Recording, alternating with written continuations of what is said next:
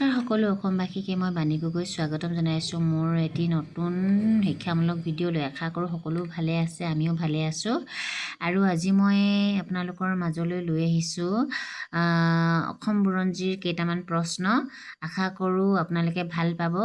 আৰু এতিয়া নতুন চৰকাৰখনে যিহেতু যথেষ্ট নিযুক্তি প্ৰদান কৰিব আৰু সেইবাবে আমি নিজকে যোগ্য কৰি তোলাটো যথেষ্ট প্ৰয়োজনীয়। আমি একেখিনি বিষয়কে পঢ়ি আছোঁ, তথাপিতো তাৰ মাজতো কিছু প্ৰশ্ন ৰৈ যায় বা আমি পাহৰি যাওঁ। সেইবোৰ সোঁৱৰাই থাকিবলৈকে আমি পুনৰ একেখিনিকে ৰিভিজন কৰিব লাগিব আৰু লগতে জনা নজনা অনেক প্ৰশ্ন নতুনকৈ পুনৰ চাব লাগিব। আহকচোন আজি আমি পুনৰ আৰম্ভ কৰোঁ অসম বুৰঞ্জী কেইটামান প্ৰশ্নৰ উত্তৰেৰে।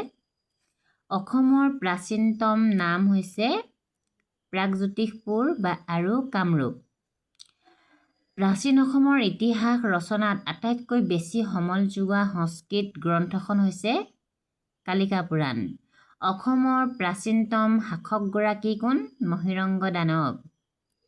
প্ৰাগজ্যোতিষৰ পশ্চিম সীমাত প্ৰাগজ্যোতিষৰ পশ্চিম সীমাত কি আছে? বৰ্তমান বাংলাদেশৰ কৰতোৱা নদী। প্ৰাগজ্যোতিষপুৰৰ দক্ষিণ সীমাত কি আছিলে? বংগোপসাগৰ। প্ৰাচীন কামৰূপ ৰাজ্যৰ 4টা ভাগত বিভক্ত আছিল। এইটো প্ৰশ্ন আহিছিলে। সেইকেইটা কি কি? কামপীঠ, ৰত্নপীঠ, স্বৰ্ণপীঠ আৰু সমাৰপীঠ। কামপীঠ ক'ৰ পৰা ক'লৈকে বিস্তৃত? সোণকোষ আৰু স্বৰ্ণকোষ নদীৰ পৰা ৰূপহী নদীলৈকে বিস্তৃত। ৰত্নপীঠ হৈছে পূবে স্বৰ্ণকোষ নদীৰ পৰা পশ্চিমে বৰ্তমানৰ বাংলাদেশৰ কৰতোৱা নদীলৈকে বিস্তৃত অঞ্চল। স্বৰ্ণপীঠ হৈছে ৰূপহীৰ পৰা ভৰলী নদীলৈ। সমাৰপীঠ হৈছে ভৰলীৰ পৰা দিকৰাই বা ডিক্ৰঙলৈ। এইটো প্ৰশ্ন আহিছিলে। প্ৰাচীন কামৰূপৰ কেইটা ভাগত ভাগ কৰা হৈছে আৰু কি কি?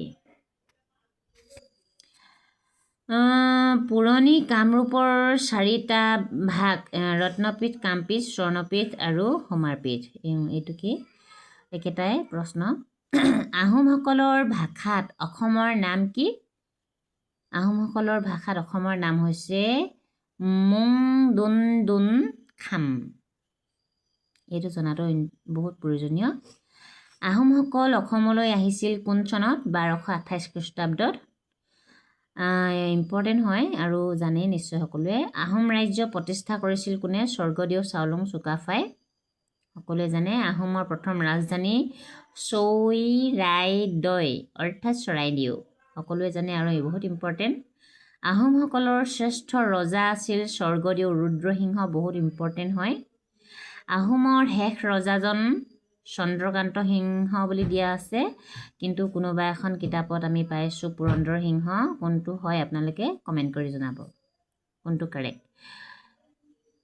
আৰু এটা কথা, পুৰন্দৰ সিংহ কৰতলীয়া ৰজা হৈছিল ব্ৰিটিছসকলৰ চুক্তিমতে। তেওঁলোকৰ ব্ৰিটিছৰ তলতীয়া হৈছিল আচলতে, সেইকাৰণে তেওঁক স্বাধীন ৰজা হিচাপে কোৱা নহয়। সেইটো কথা মই পাইছিলোঁ বাৰু, কিন্তু আপোনালোকে কমেণ্ট কৰিব। পিতৃক হত্যা কৰি ৰাজপাটত বহা আহোম ৰজাজন হৈছে, এইটো বহুত ইম্পৰ্টেণ্ট, চুক্লেনমুং। আহোম প্ৰথামতে হোৱা বিবাহক কি বুলি কোৱা হয়? চকলং। ল'ৰা ৰজাৰ প্ৰকৃত নাম কি? চুলিকফা। সতী জয়মতী কোন আছিল? আহোম ৰজা গদাধৰ সিংহৰ পত্নী। এওঁ স্বামীৰ মংগলৰ বাবে জীৱন উচৰ্গা কৰি সতীত্বৰ খ্যাতি অৰ্জন কৰিছিল। এয়াই আছিল আপোনালোকলৈ আজি আগবঢ়োৱা প্ৰশ্নকেইটা। কেনে লাগিলে জনাবচোন আৰু কমেণ্ট এটা কৰিবলৈ নাপাহৰিব। যিহেতু মই নিজে কোৱা নহয়, এইখিনি কিতাপৰ জৰিয়তে আপোনালোকৰ মাজলৈ আগবাঢ়িছোঁ। কিবা ভুল দেখিলে আপোনালোকে জনাব কমেণ্ট কৰি। থেংক ইউ ফৰ ৱাচিং।